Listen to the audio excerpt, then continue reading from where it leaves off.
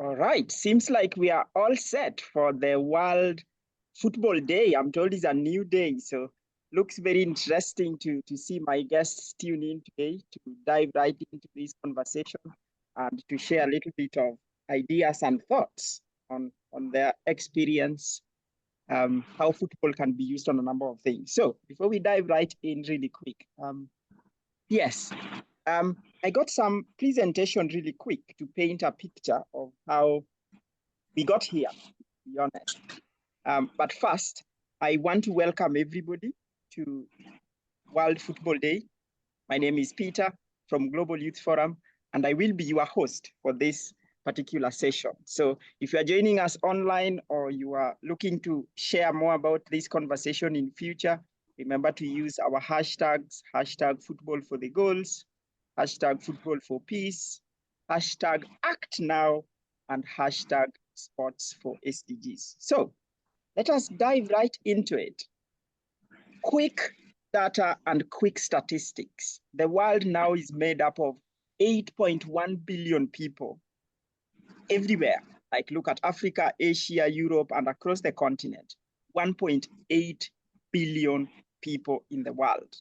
Now, football as a tool, I just checked, and according to FIFA site, it now says that 5 billion people around the globe are football fans.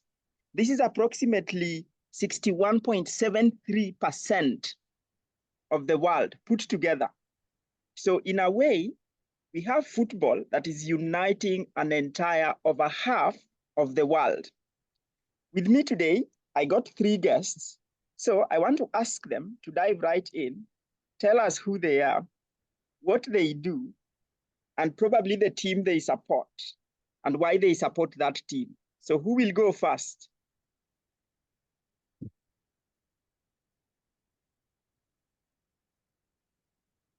Prof, I see you are smiling, so dive right in. Okay, thank you, Peter. My name is Benson Otemba Inyangala. Professionally, I work as a university lecturer. I teach students who do agriculture and veterinary medicine. The team I support, that's a difficult question. Maybe if you were to ask me in the past, in the past tense, I would say I used to support Man City.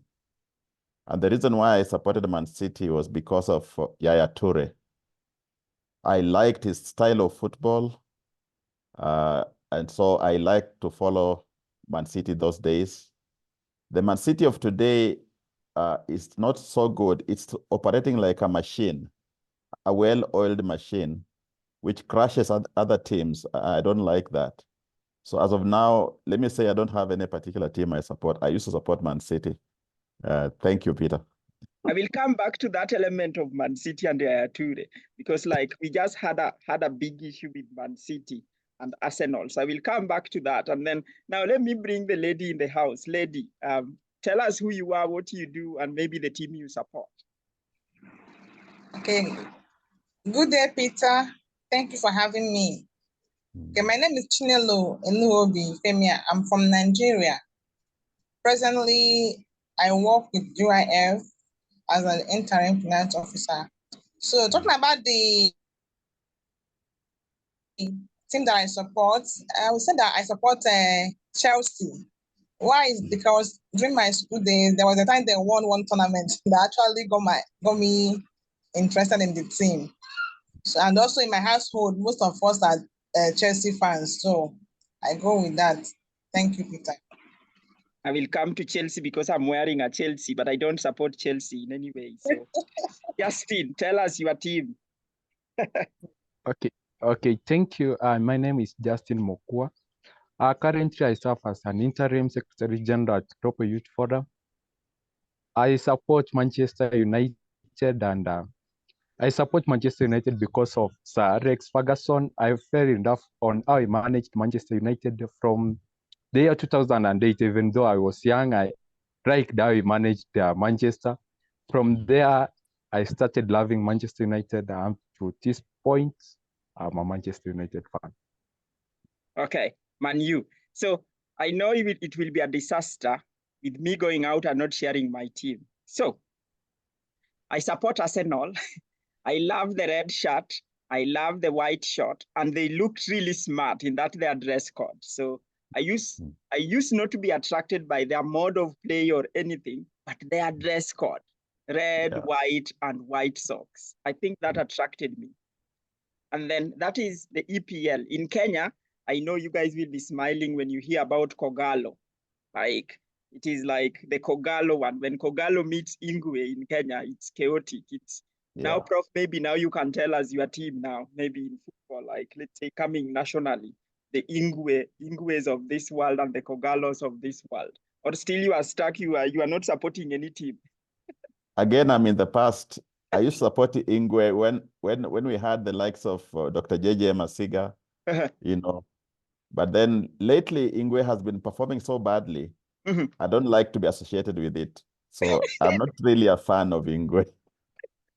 Okay, so looking at that one, at least like Prof, what you bring on board. So everyone in this house, they say like now as we dive into this conversation, I know there is a bit of a talk looking at intergenerational collaboration with the young people to achieve the bigger goal. So you are just telling us then, like when you are looking at the old days, you had like all these professional and old footballers. The world has totally changed.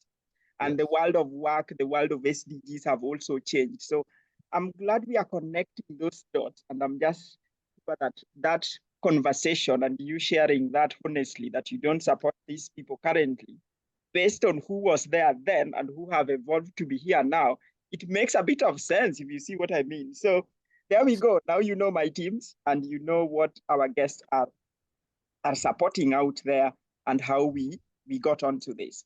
So let me move on to this one. Now, my guest is Chinelo. Obviously, Chinelo has introduced herself. We never wanted to leave the ladies behind.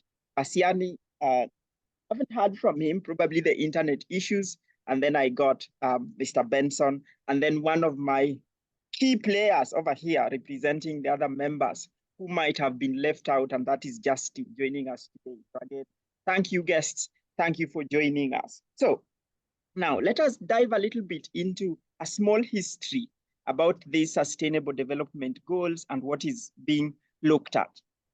Back in September, around 2015, the United Nations member states, and I'm told there are now 193 member states, approved the Sustainable Development Goals. And these goals were to ensure that all forms of poverty is eradicated, to fight inequalities, and tackle climate change.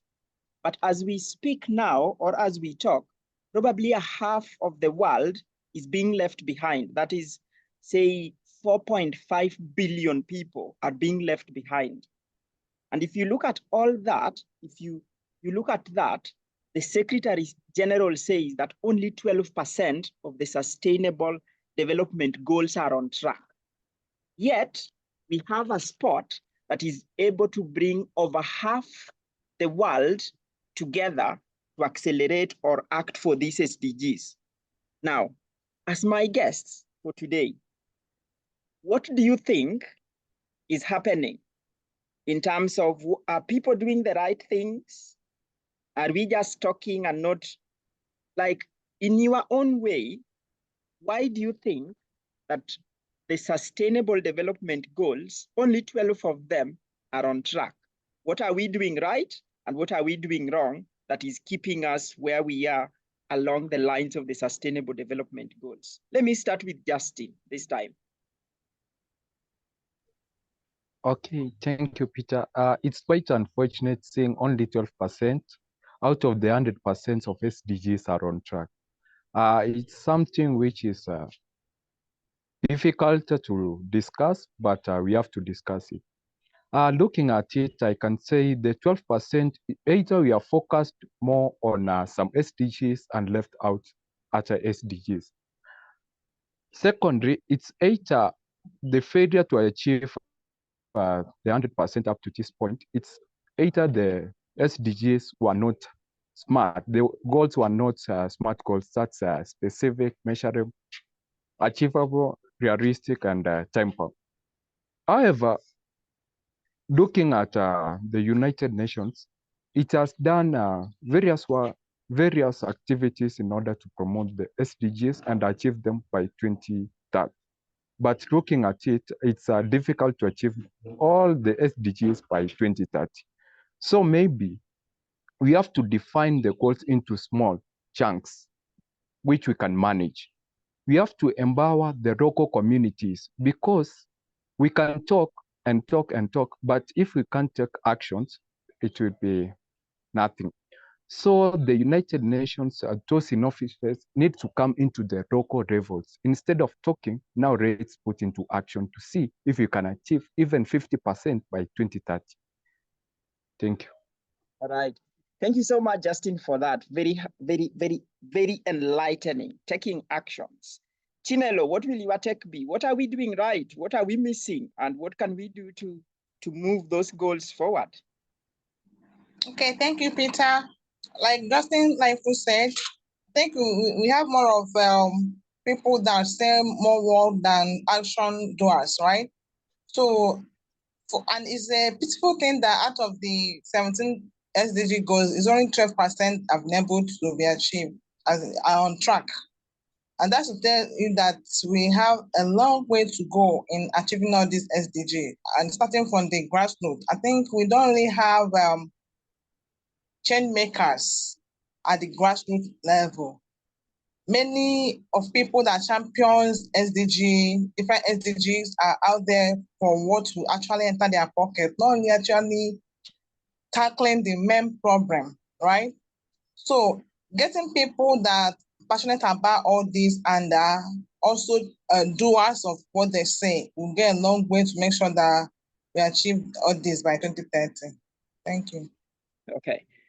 Insightful, again, bringing us to the message of the grassroots mobilization and ensuring people take actions rather than just talking to them. Prof, we come to you. What do you think? What are we doing right? What are we missing? What can we do?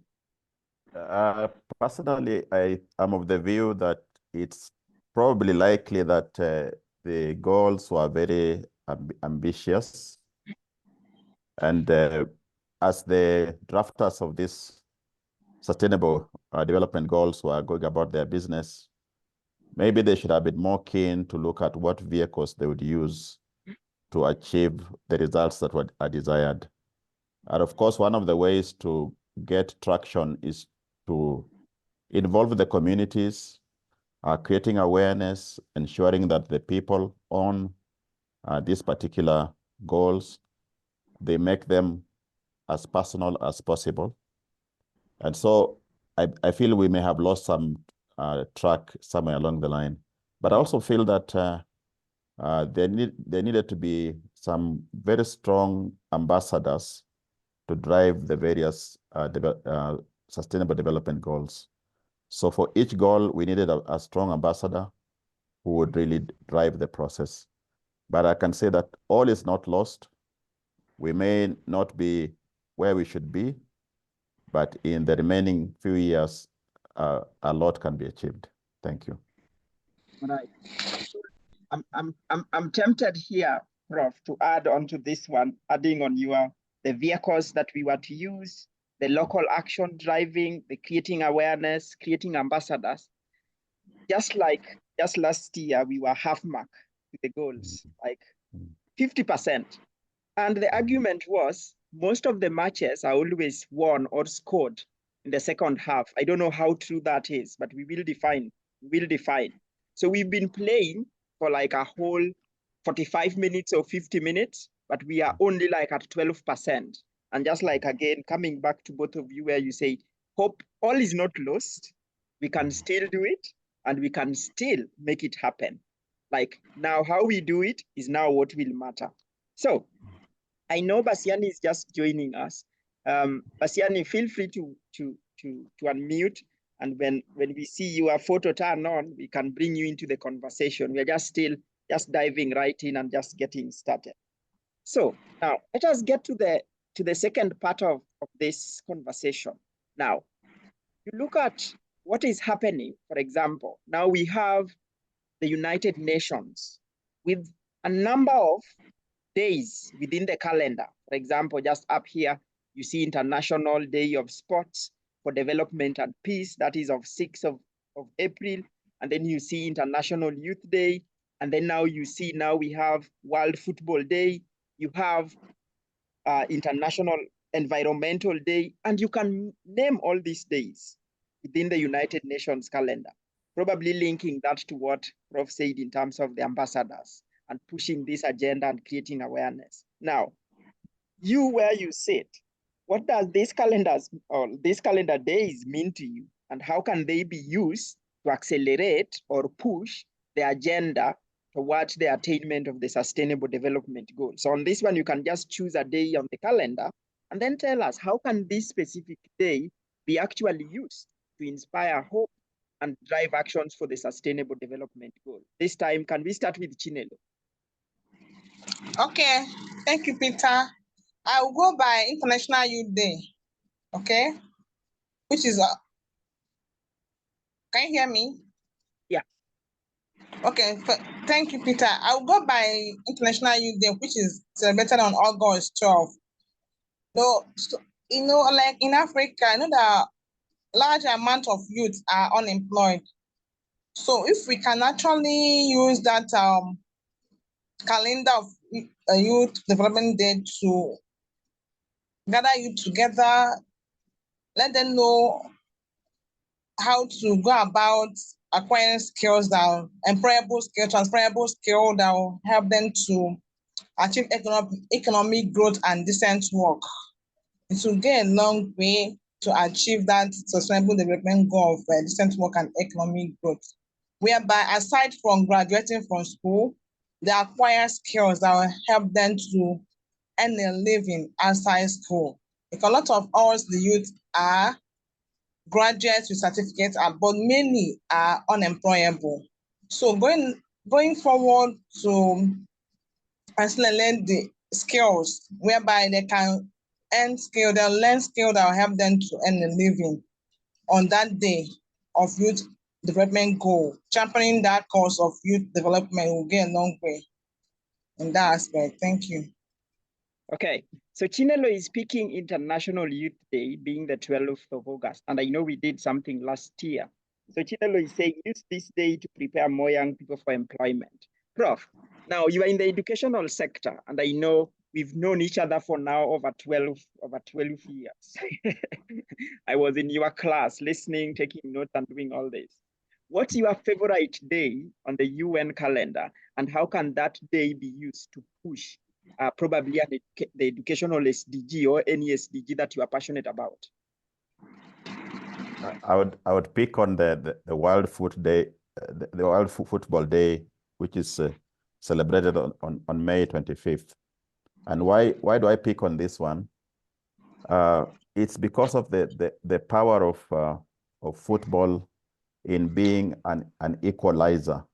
The world we live in is a highly inequitable world where we have a certain few dominating the resources of the world and a majority living in poverty and squalor.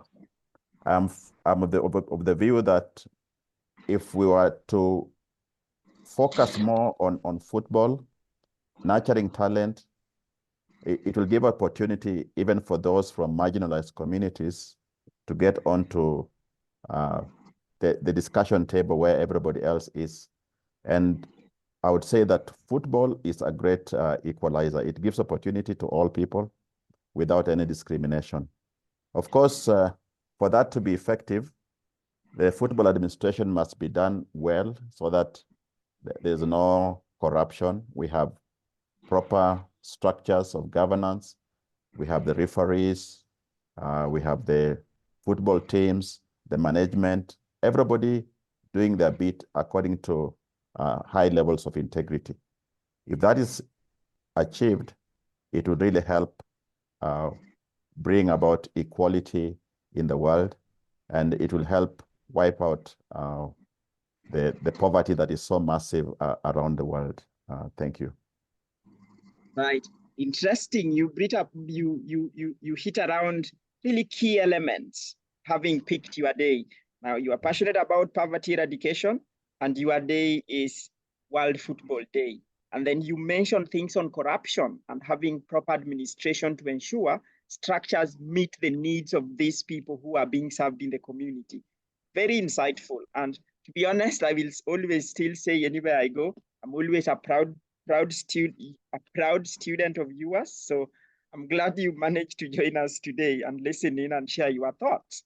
So bringing Justin onto this conversation. Justin, now we've mentioned about a number of dates on the UN calendar. What's your favorite date and how can that date be used to accelerate your specific or your favorite SDG? And then Basiani, will come to you shortly. Okay. Basing on the United Nations calendar, I will go by the 6th of April, which is the International Day for Sports and Development of Peace.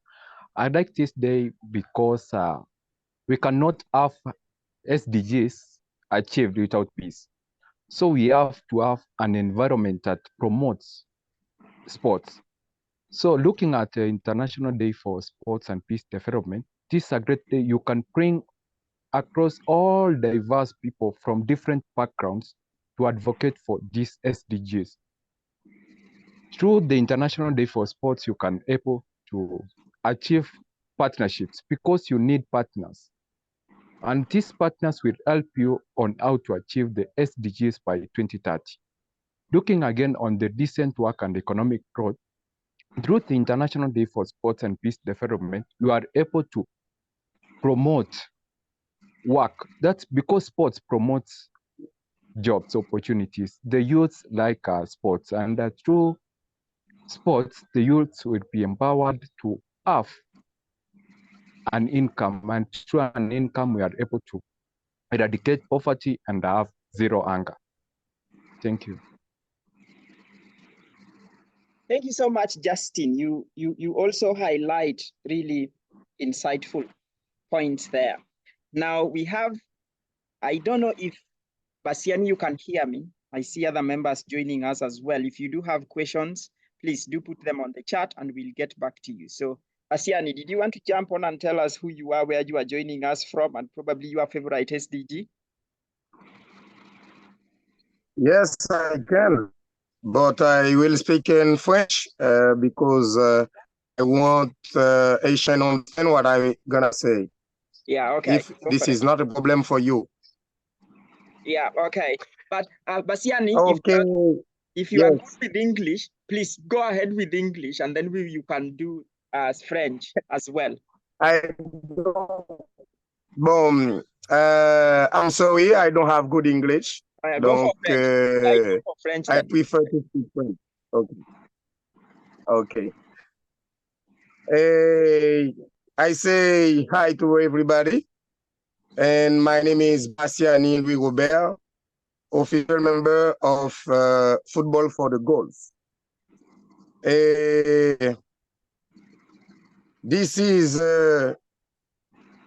C'est un réel plaisir pour moi de participer à cette si belle rencontre, la première journée.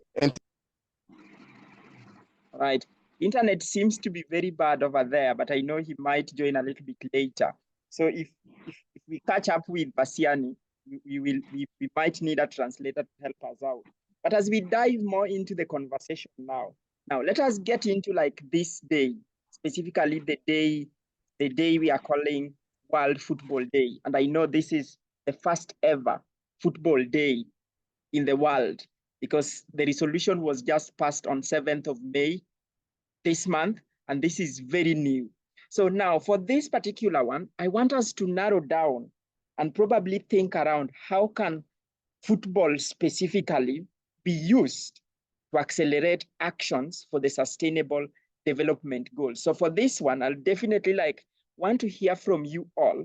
Here you can pick a sustainable development goal and probably just paint a picture of how you view, how can these 5 billion people be mobilized to bring about the change that we want to see along the lines of sustainable development goals. I might start with Chinelo. Chinelo, focusing on football alone, how can these 5 billion fans across the globe be mobilized to actually help realize the SDGs. Then I will go to Justin, and then Prof, you will bring us home. And guests joining us, you can put your questions on the chat, then we will come to them as well. Chinelo, jump on. All right, thank you, Peter. So talking about football, I just need to achieve a sustainable development goal.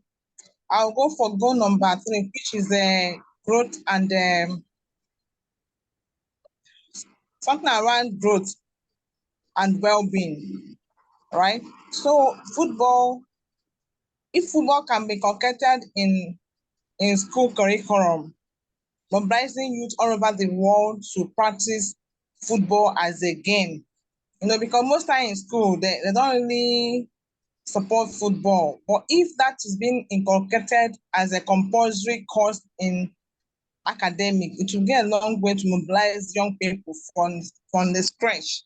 Yeah, but they'll develop that skill of football, and it helps to foster inclusion, social inclusion, and also gender, should I say gender equality? Yeah, because both male and female also participate in football. So it will go a long way to accelerate growth and well-being and social inclusion. Thank you. So Chinelo is bringing the social inclusion, but I do know we have football in these institutions already, like the tournament we had. We know already we have these institutions playing football and doing all these sorts of things. So let me bring Justin into this conversation. Justin, I know we just did a tournament with you, and I know you enjoyed yourself. Now narrow down and you tell us, what ideas do you have in mind that can bring us? Bon, ime misye au Cap la vini la relim. Okay, let's Ou listen. besoin clear. Yeah, go for it. Go for it. Misye Talou. Avel la I carry relim. on. Okay. So yeah, Justin, do you want to jump on? Basiana will come back to you shortly. Okay. Okay, Peter. Looking at football, it's one of the elements that brings most people from across the globe together. For example, football does not know boundaries. Through football, I cannot know this Kenyan, this Ugandan, this ready. No, we as fans, we know each other as fans. We are friends. It doesn't matter where you come from, your gender, your age, but it's which team are you supporting? That's promoting people together. So looking at the World Football Day, in order to advocate and accelerate for SDGs, we have to bring this football into the local levels. Because bringing into the local levels, as I was imagining, we would have achieved most of the SDGs. For example, look at SDG number 3, good health and well-being. Football promotes training. Through training, people will be physically fit. That's achieving SDG number 3. Look at SDG number 8, decent work and economic growth. Football promotes a platform for job opportunities. Individuals who engage in football activities are well paid. If we look at a Premier League Bundesliga, they are well paid. The individuals who play are well empowered. Thus, we have achieved decent work and economic growth. Again, we'll be able to achieve SDG number 5, that's gender equality. Football promotes all individuals, that's ladies and gentlemen, into the sphere of sports. So through football in local and the international levels, we'll be able to advocate for gender equalities. We can see how, for example, the Premier League advocated for the other communities, that's the LGBTQ community. It has promoted awareness that we have to live together with harmony, with peace, without discrimination. That's promoting into the local level. The individuals will be aware that we need to live with these people together. We need to live in a harmonious way without discriminating them. That we will be able to promote SDG number 16. That's a peace, justice, and strong institutions. Football, it's all about peace. It's all about unity. So we have to advocate for unity and peace through football. Through football, we are able to bring those communities that are experiencing conflict, violence, and help them achieve peace. Thank you. And many more other goals will be achieved through football. Thank you. That is more detailed, and I know Prof can jump on and neutralize that. Prof, specifically, I know now you are Yaya Toures are not of this world, JJ Masikas are not on this world, but how can we use football as a tool to accelerate actions for the SDGs? Dive right in. Yeah, I see that football is actually a very good vehicle that can be used to accelerate a number of SDGs. Let me just mention maybe SDG number 4 on quality education. Football has a way of inculcating discipline in the players. And discipline is a very important life skill that's required in the field of education. A disciplined mind, a disciplined person tends to perform very well in academic circles. So football is a good way to go. And also, just like Justin said, football also involves very intense training, and that training develops resilience. And so someone is able to cope with the different seasons of life, the challenges of life. They're not going to be knocked off easily. When they face a disappointment or a setback, they can bounce back and continue going. Football also brings about increased level of skills, and those skills are useful even for life. And those skills, if you relate it to quality of education, again, as somebody goes to school, they hone their skills and they become better in a particular field. But then what I like most about football being a vehicle is that in football, sometimes you win some matches, other times you lose. When you lose a match, you go and evaluate what did you do well, what didn't you do well, and then you prepare yourself better for the next match, which is a very common feature in education. You find sometimes somebody has not done well academically, and they can either give up or they can say, okay, let me try again, or they can change the strategy. So learning from failure is a very important skill that we can borrow from football. So I'm thinking football really is like a low-hanging fruit that we should embrace to drive the SDG narrative, especially about quality of education, and even the others like SDG number 8, decent work and economic growth. Thank you. I'm here, and like in the conversations going on about the intergenerational talks, how can young people work with the older generation to realize their dreams? And I can actually see it in this room today. Where you bring a little bit on discipline. You lose sometimes and you win sometimes, but you don't stop.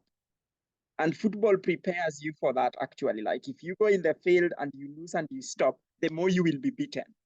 The same like now, probably like now we are looking at, for example, those who will look at like, for example, we have like now the Football for the Goals initiative, which is just somewhere here. And I know members can go check this a little bit later to see what it entails and all those other things. We are over here, we have like over 250 members now aiming to work on these sustainable development goals together. And they say, just like you need a discipline in the football field, the actors for the SDGs needs to be very disciplined. We have 90 minutes of play.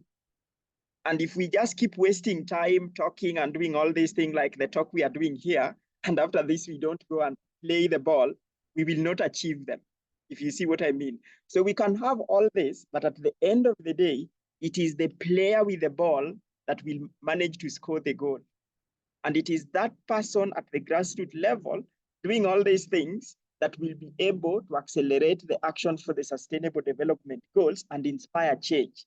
So as much as we want to, like, say, all this good stuff, the team over here will be stressing actions and actions. And I know later on we will be touching on a small campaign going on that you members can join in. So again, thank you everybody for sharing on in terms of narrowing down onto the power of football and how it can be used to actually accelerate actions for the SDGs and probably propel us to the next level.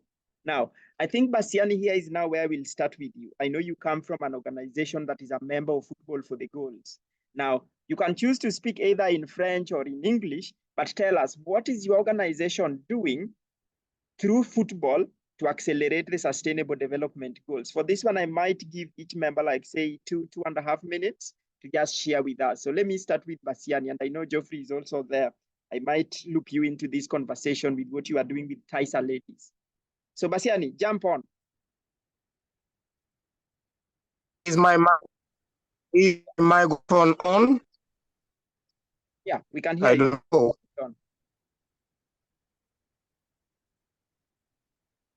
Okay, if you hear me, I say hi to everybody. Bonsoir à tous et à toutes. Et bonsoir Haïti, bonsoir Kenya, bonsoir Nigeria, bonsoir au football entier et aux organisateurs et toutes les associations membres de Football for the Goals et spécialement tous les pays membres des Nations Unies. Donc, c'est un plaisir pour moi de participer à cette rencontre.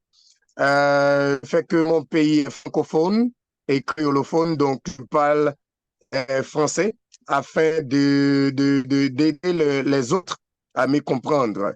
Donc, aujourd'hui, pour moi, est un grand jour, le jour du football. C'est un jour que j'adore.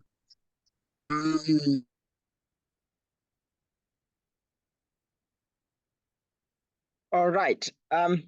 Probably next time I need to find a translator, but despite the internet and issues, we can't actually connect with Basiani really well. But I know he will come back again. So now, Justin, I know, like, Justin, you are coming from Global Youth Forum and all members, but let me bring Geoffrey. Geoffrey, are you able to turn your camera on and just tell us where you are coming, you are joining us from? I want to give you that slot and tell us what you are doing through football to empower the girls in Nairobi, Kenya. No problem. You can unmute, Geoffrey. Good afternoon. Can you hear me? Yes. So my name is Geoffrey Angote. I'm based in the Gashie area of Nairobi, at the outskirts of Nairobi. We have a football team we call Taisa. Actually, we don't only do ladies.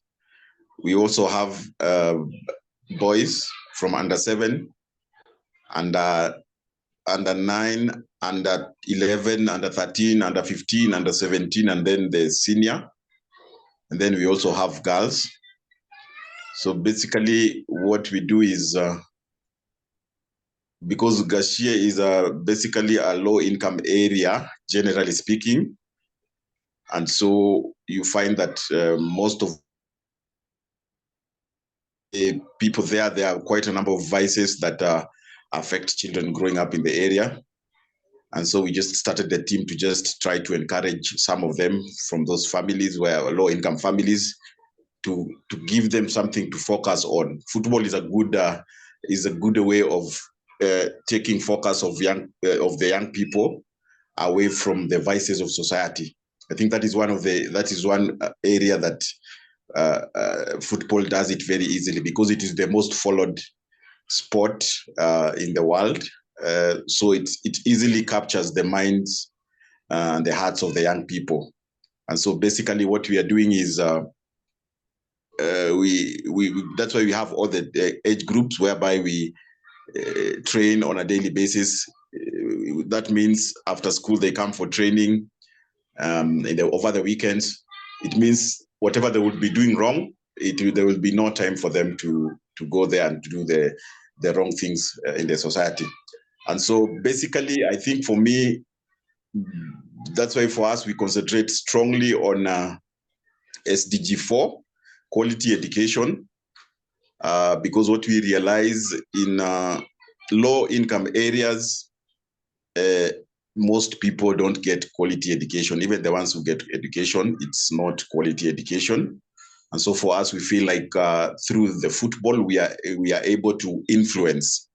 And for example, what we've done as a team and an organization is getting scholarship for our girls and boys once they reach high school going age, because we are connected to the different schools that are good in football within the country, in the ones that excel in football.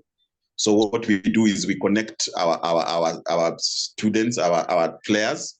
Once they finish their KCPE, we connect them with the schools whereby they get scholarships and they help the school in playing football. So they do the 4 years for free. And that's how important football is. But I believe we are able to do more than that. Apart from that, we are able to even do for much more for the ones who are within the society. And that's why I think this is a very good idea. The idea of using football to be able to achieve the SDGs. Thank you. All right. Thank you so much, Geoffrey, for joining us. Prof and Justin, you remember Taisa ladies were the champions for Intercampus Peace Futsal Championship, which we held last month. So thank you, Geoffrey, for joining in today.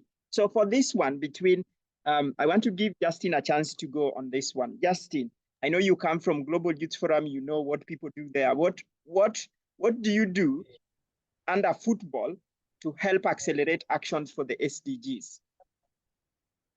Okay, thank you. As Global Youth Forum, we carry out various football events and activities. And the last one we had, it was on 6th April, which was the International Day for Sports and Development of Peace. Under Global Youth Forum, we carried out these activities to create awareness about the SDGs and educate people about the SDGs. We have carried out various events. For example, the Football for Peace. That was a football event which was promoting peace.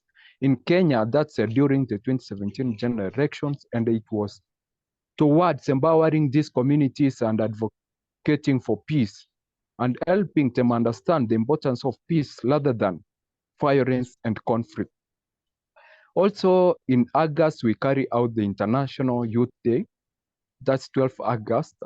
This football event is towards empowering the youth with the skills in order to achieve our objective as Global Youth Forum, that's eradicating poverty one home at a time. Thank you.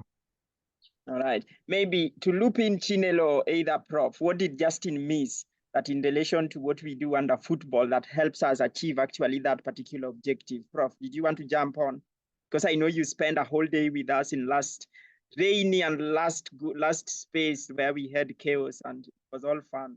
So did you want to add something? Yeah, I can also add that as a byproduct of the football event, we engage the young people later on in aspects of giving them skills that enable them to become employable through a program that we call Molding for Work. It's an offshoot, and we use football as a basis of entering into their world so that we can then give them the skills they need to be effective in the workplace, to create jobs for themselves or to be employed. Thank you. All right. Now, I know you've covered something that is very insightful. I wanted to bring Basiani on board. Justin, I see your hand up. Chinelo, did you want to add something really quick before we get to the next exciting segment? That like is almost pulling me like I want to jump onto that one before I do other things. Chinelo, did you want to add something? Okay. To add something to what Justin said, the football that we are doing, and the sports we are doing, both the actually for goals, help us to teach young people about goal setting and how to be employable, thereby fostering economic growth and decent work. Thank you. That's all we do at GYF.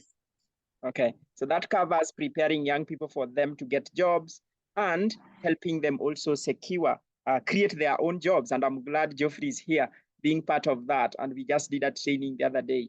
Basiani, are you able to tell us a little bit, like really quick, in less than a minute, if your internet is stable, what Academy Supportive, the Haiti is doing in relation to this sport and stuff, really quick? All right. I think we are just struggling over there. Internet can be really tough. But yeah, really good conversation coming along and what people are doing now. You hear what Taisa Lady is doing, what Global Youth Forum and what Haiti Supportive Sportive Academy is also doing in relation to what we are looking to achieve. So this is very exciting. I can start with Justin. Justin, if you are the Giannini, the current president of the FIFA, what will you do to ensure that football actually gets us to achieve all the sustainable development goals by 2030? What will you do? Geoffrey, I will create your one for you now shortly. Justin, what will you do? Okay, thank you. Thank you. Before I answer the question, there's something I'd forgotten. Also, as Global Youth Forum, we don't only carry football event. Also, the teams which participate, it's long-term event. We don't just carry out the event and defeat. We conduct empowerment of these teams through the partnerships of various corporates to ensure the team carries out the SDGs of their choice. Now coming on the question of if I was the FIFA president, number one, it's integrity, promoting integrity in football. This is one thing which has killed football in the local level. We don't have the integrity that is required. That's why we have corruption at the local levels. We have the match fixing, which has killed the football in local areas. Number two, it's investing. The football is not well invested in the local levels. So as the FIFA president, we need to mobilize more resources and invest in these local areas in order to ensure football goes on for a long term and not for a short term. Thank you. Interesting. Integrity and then local engagement. Geoffrey, can I bring you in? Because like you are very much into this thing. Can you tell us, if you are Giannini Infantino, what will you do? Just in a minute or so, what will you do to ensure football is used as a tool to help achieve the SDGs? So I think for me, basically, I would, because what happens currently as it is, FIFA channels a lot of funds towards the member states, towards developing football. But just as Justin has said,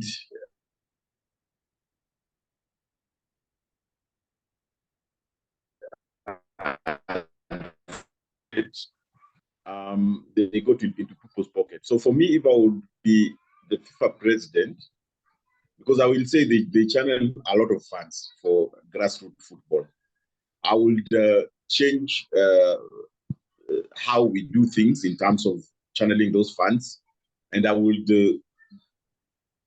try to do whatever needs to be done about football directly from the FIFA headquarters.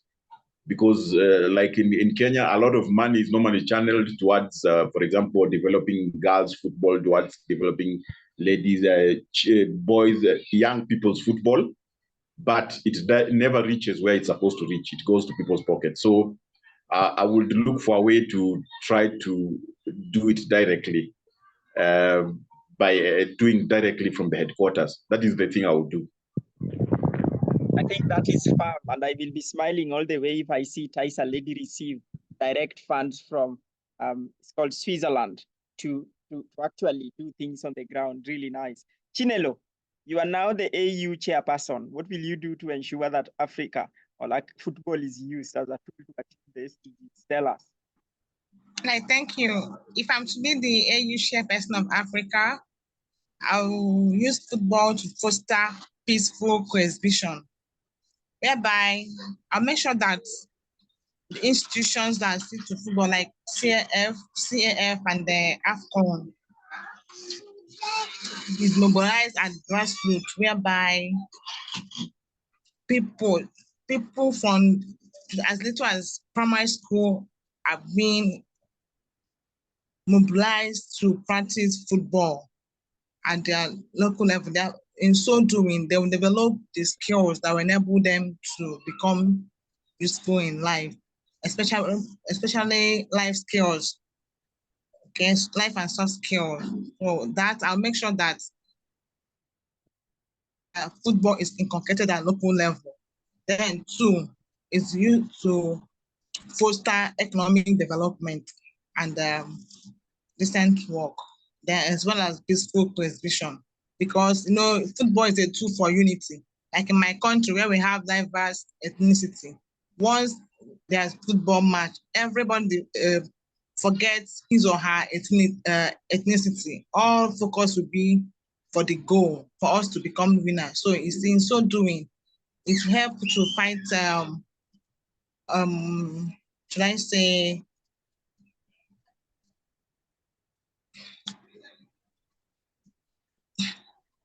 God, it will help to fight chaos. Yeah, that's the word. Help to fight chaos and bring about unity. Thank you. I think you wanted to say violence, just like to. Yeah, something in that form, bringing about economic peaceful coexistence. Okay, good one. So what I'm getting from both of you, like let's say from both of you, adding you and Justin, it is the grassroots engagement. Like you are really strong on that. And then Geoffrey did talk about the financial channeling and use of it.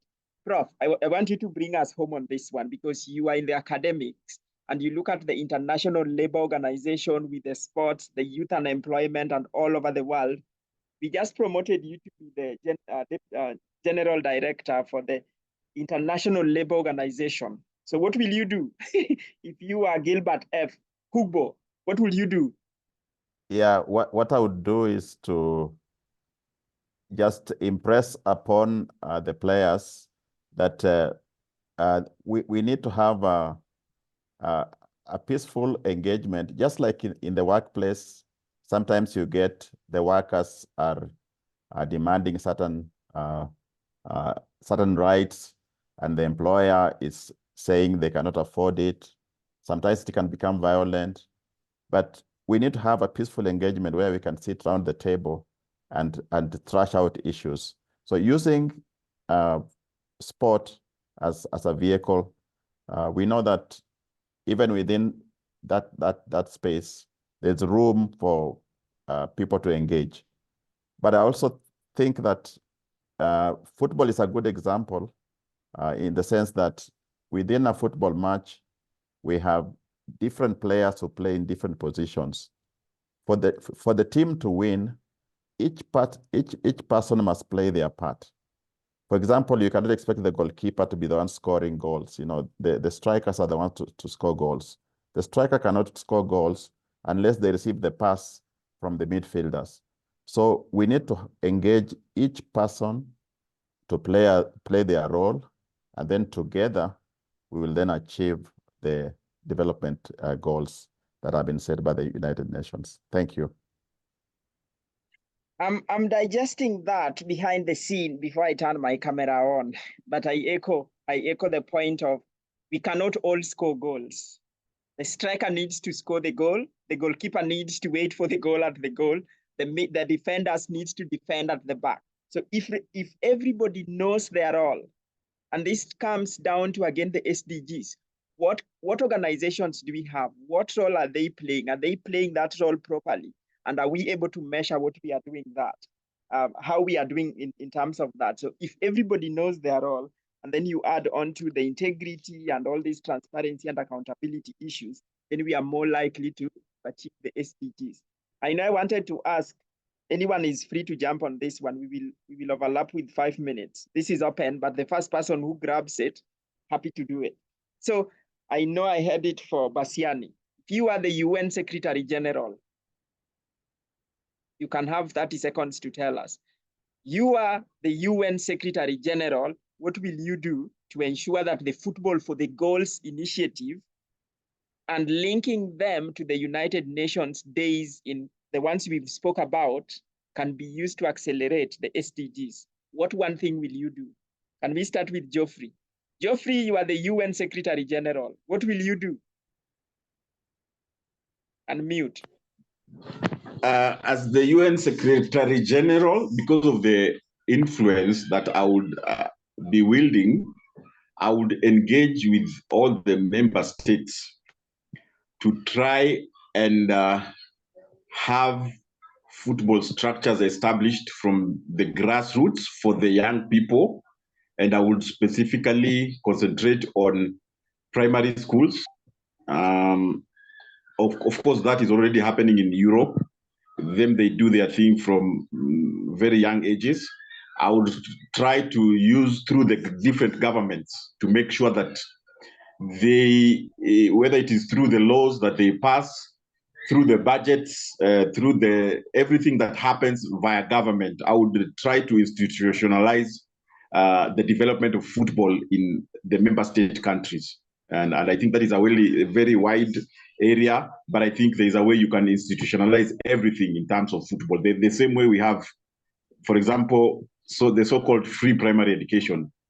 I would come up with such policies that would be able to push football for the young people from primary school level and make it effective.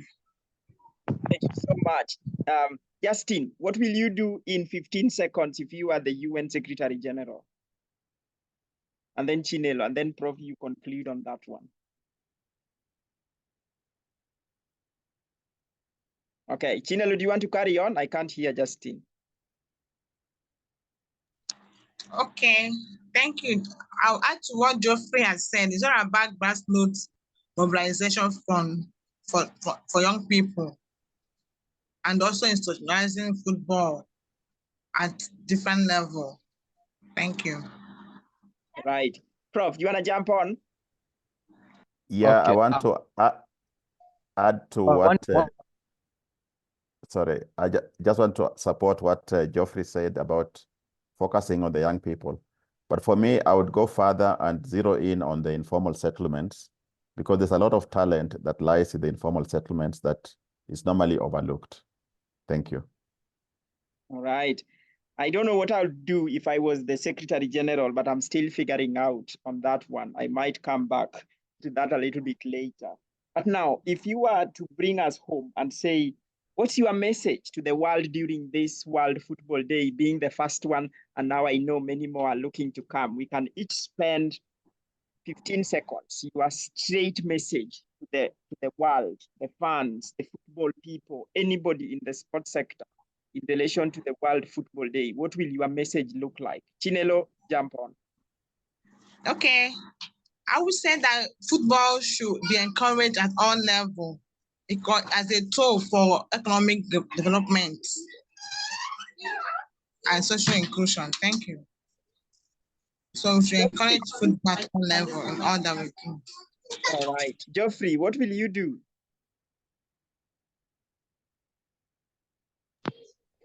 I would tell the world,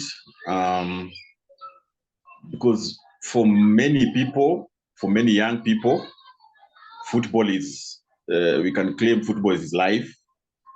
And so I would say now that football is everything for many young people, especially in the informal sector, in the informal settlements, then we need to put life into it. Now that football is life for the most of the people who are living below the poverty line, let's put life into football. Okay. Thank you so much. Justin, what will yours look like?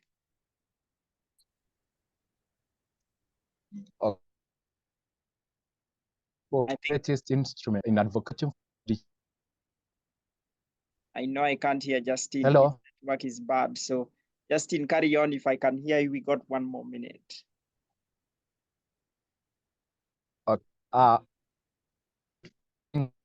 One of the Justin, I'm just struggling with you. I can't hear Justin. So instrument in advocating for SD. Okay. Justin, I will pause you there because I can't hear you.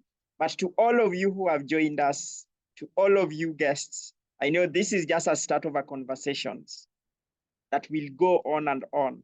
We will bring more of football people, more football fun, and more of sports lovers to tell us what they are doing. But one thing we cannot do as players, I play football, my ball is just somewhere. You'll never score a ball by being outside the pitch.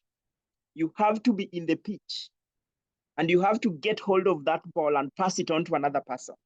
So let us all enter the playing field, and this field is the field of sustainable development goals. And let us score the goals for the sustainable development goals, because we can talk, and talk, but if we don't have the ball or try to get the ball and push it towards the goal, we might not score. We will just be talkers and spectators and fans.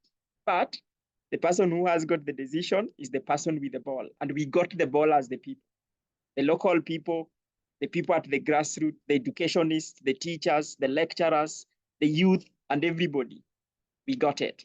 So remember to join the online conversation using the hashtags right there, and bring friends into the conversation, and you can as well email us and we can talk more and more. So to my guests, I say thank you for joining us, and we look forward to engaging more and bringing this dream to reality. With that, I say thank you. Thank you, Peter.